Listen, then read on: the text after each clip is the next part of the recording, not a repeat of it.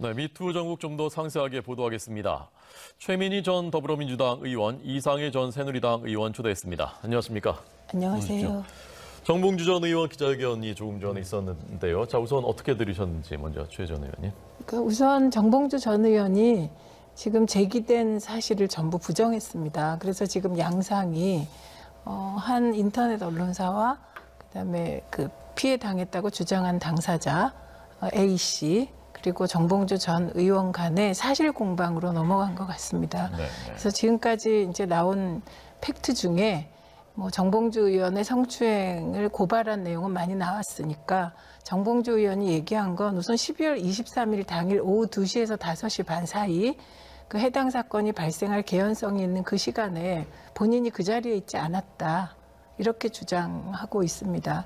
그리고 뭐 그런 구체적인 사실관계, 그 팩트, 뭐 시간 이런 게 얼마나 중요한지 모르겠습니다만 어쨌든 프레시안 보도도 내용이 조금씩 바뀌고 있고 피해 여성의 주장도 뭐 조금씩 내용이 바뀌고 있습니다. 장소도 조금 이제 부정확하고 그리고 시간도 부정확하고 또 정봉주 의원이 관련 그 언론에 대해서 지금 법적 소송을 제기하겠다고 한 상태라 정봉주 의원 건은 어쩔 수 없이 법정 공방으로 가고 법정에서 시시비비를 가려야 되는 사안이 됐다고 봅니다. 네, 이 전 의원님 어떻게 보셨습니까?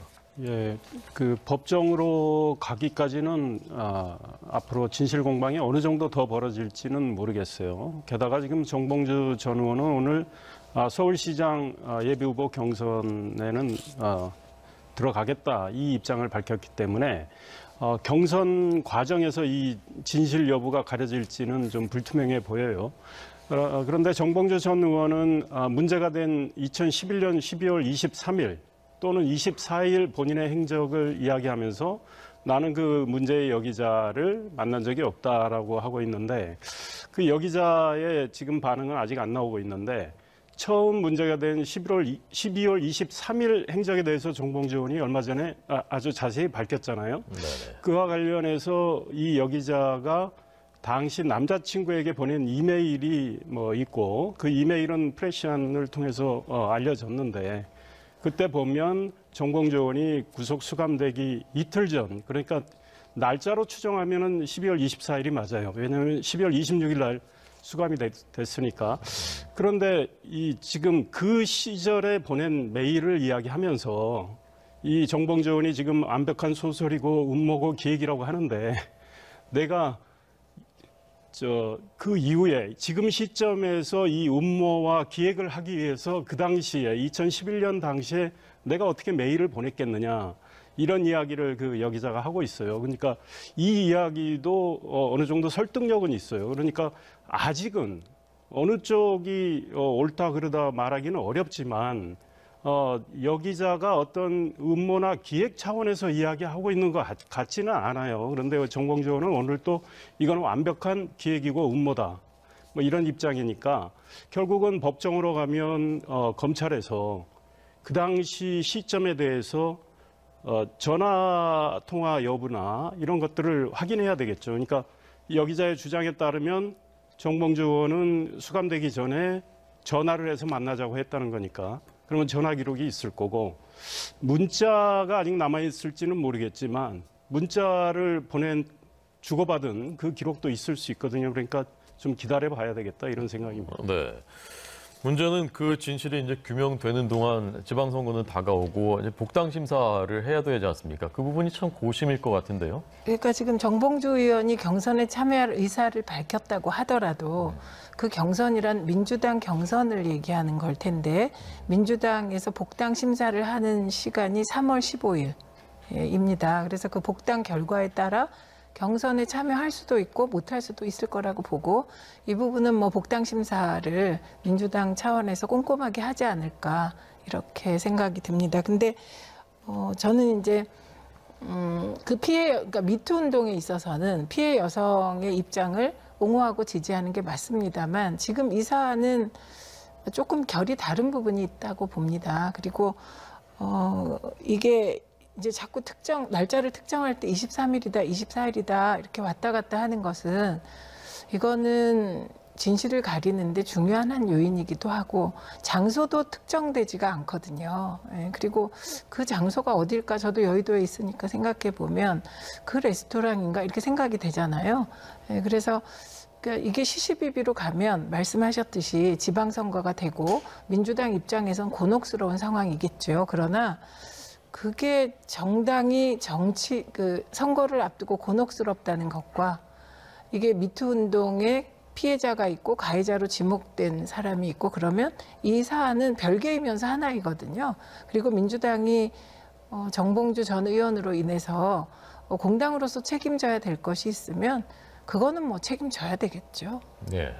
그 이전 의원님께서는 아까 이메일을 봤을 때 설득력이 있지 않느냐, 그 폭로가라고 말씀하셨는데 지금 이제 그 반대 측에서 제기하고 있는 일단 시간, 그 날짜가 한번 바뀌었고 그 다음에 장소가 또 바뀌었고 그 행동 자체에 대해서도 그 여러 번 이제 표현이 바뀐 그런 점을 그걸 믿을 수 있겠느냐라는 부분에 대해서는 어떻게 생각하세요? 네, 정봉주 전 의원 입장에서는 아마 충분히 그런 주장을 할 수 있을 것 같아요. 그리고 이거는 본인의 이 명예와 관련된 아주 중요한 문제이기 때문에 그런데 이 여기자가 날짜를 혼동했을 수는 있다고 봐요. 하루 차인데 그런데 결국 언론 보도를 통해서 특정된 날짜가 12월 23일이에요. 그런데 이 여기자가 12월 23일이라고 특정해서 말한 것 같지는 않아 보여요. 뭐 크리스마스 이브날이라고 했다가 날짜는 23일로 나와 있었고 그래서 23일 아니면 24일인 것 같은데 그 시점에 결국은 전화 기록 같은 걸 확인할 수는 있을 것 같고요. 그다음 장소는 제가 보기에는 뭐 기사의 문제 같아요. 그러니까 처음에 장소는 어떻게 보도가 됐냐면 호텔 룸이라는 표현이 있었어요. 그러면 통상 우리가 생각하면 객실입니다. 네네. 그런데 그 다음 기사에 보면 레스토랑의 방이라는 식으로 돼 있거든요. 그러니까 그 호텔의 그 1층의 그 레스토랑은 저도 뭐 우리 기자들을 오픈된 공간이 있고 방이 2개인가 3개인가 있어요. 그러니까 자주 가던 곳이니까 어딘지는 알겠어요. 그런데 기사에 따르면 대체로 장소는 그곳이에요.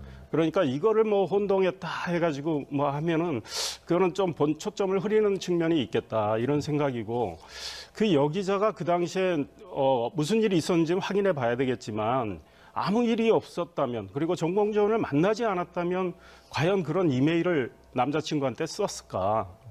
이런 문제에 대해서 우리가 문제 제기를 한번 할 수가 있겠다. 왜냐하면 그 당시 시점에서는 상처를 입었기 때문에 썼을 가능성이 있고 지금 정봉주 전 의원이 서울시장에 도전하는 걸 보고서 이분이 도전할 자격이 있는가라는 생각에서 이 여기자가 문제 제기를 했단 말이죠. 그래서 이거는 좀 더 확인해 봐야 되겠지만 만약에 어느 쪽이든 거짓말을 한 걸로 드러난다면 사실은 이건 굉장히 또 큰 문제가 되리라고 생각합니다. 네. 이거는 조금 지적할 게 있습니다. 예. 그러니까 지금 저는 미투 운동을 전폭적으로 지지합니다. 그러나 또 사실을 밝히는 것도 또 중요한 문제잖아요. 사실을 기초로 미투가 돼야 되기 때문에 누구를 의심하는 건 아니지만 저는 아주 어린 시절 그리고 제가 대학교 시절 그때 겪은 성추행은 지금도 장소와 시간과 그다음에 그 사람의 얼굴 표정까지 다 기억이 납니다. 이거는 모든 여성이 그럴 거예요. 그런데 미투의 당사자가 예를 들면 시간을 특정하지 못한다든지 장소를 특정하지 못하는 건 저로서는 조금 납득하기 어렵습니다. 그러니까 김여진 씨가 여성의 90%가 성추행을 경험했을 거다. 저는 그 얘기 제 경험상 맞거든요. 근데 아주 어린 시절의 기억도 너무 생생합니다. 그게 뭐 한 30년 전, 40년 전 기억도 성추행과 관련한 건 너무 생생해요. 그래서 이렇게 장소가 왔다 갔다 하고 날짜가 왔다 갔다 하는 건 저로서는 좀 납득이 안 가는 지점이 있다. 그래서 그걸 사실관계를 밝히고 나서 이거는 판단을 하는 것이 옳지 않을까 이런 생각을 해봅니다. 네. 그에 대해서 저는 제 생각은요. 지금 장소가 왔다 갔다 한다, 날짜가 왔다 갔다 한다 이렇게 보면 그 여기자의 이 어떤 문제 제기가 잘못된 것처럼 또 오해를 살 수가 있겠다 이런 생각이에요. 그런데 그 보도된 내용으로만 보면 날짜는 뭐 하루 정도 혼동될 수는 있는데 이메일을 쓴 시점으로 보면 24일이 맞아요. 그러니까 23일 아니면 24일인 거예요. 근데 처음에 보도할 때 23일로 나왔기 때문에 그런 오해를 사는 거고, 장소는 제가 보기엔 룸이 아니에요. 그 보도에 룸이라고 처음에 나왔기 때문에 그런데 호텔 객실 말하는 거죠. 그런데 바로 그 같은 날 같은 두 번째 기사에서는 레스토랑의 룸으로 바뀌었어요. 그러니까 예. 장소를 혼동했다고 보기는 어렵고, 네. 그다음에 행동과 관련해서 정봉주 전 의원의 행동과 관련해서 뭐 오늘 그분이 문제 제기를 했지 않습니까? 뭐 입을 맞췄다 불쑥 뭐 이렇게 뭐 나왔는데, 또 다른 기사에 보면 얼굴을 들이밀었다. 근데 이거는 행동을 뭐 이 왔다 갔다 했다기보다는 표현의 문제라고 봐요. 그래서 결국 뭐 진실 공방으로 흐르기 때문에 지켜는 봐야 되겠지만, 이 여기자로서 이 문제를 느닷없이 어떤 음모나 공작 차원에서 제기할 이유는 저는 없겠다, 이런 생각이에요. 개인적인 생각은. 네. 뭐 지켜봐야 할 것 같습니다. 그런데 그 당시에 정봉주 의원이 감옥에 가기 전에 그건 BBK가 이명박 대통령 소유다, 후보 소유다. 그래서 폭로하면서 이 사람이 정치적 이제 재판도 받고 어려움을 겪은 거잖아요. 그 당시 상황에서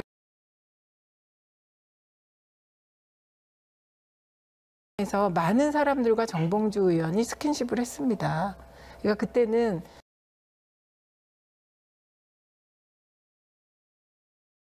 그 마지막에 최고위원회에 왔다가 갈 때도 모든 최고위원들이 정봉주 의원과 포옹을 했고 볼을 이렇게 대고 그렇게 한 일이 있습니다. 그래서 저는 뭐 공작이라고 뭐 그렇게 단정하는 것도 뭐 아닌 것 같고요. 어쨌든 진실 규명, 사실 규명을 할 필요성이 있어 보인다. 네, 여기까지입니다. 네. 예. 그래서 가능한 한 예. 검찰이 그만하시죠. 빨리 해줘야 될 것 같아요. 정봉주 의원도 예, 지금 예. 선거를 앞두고 굉장히 본인의 명예와 관련된 아주 중차대한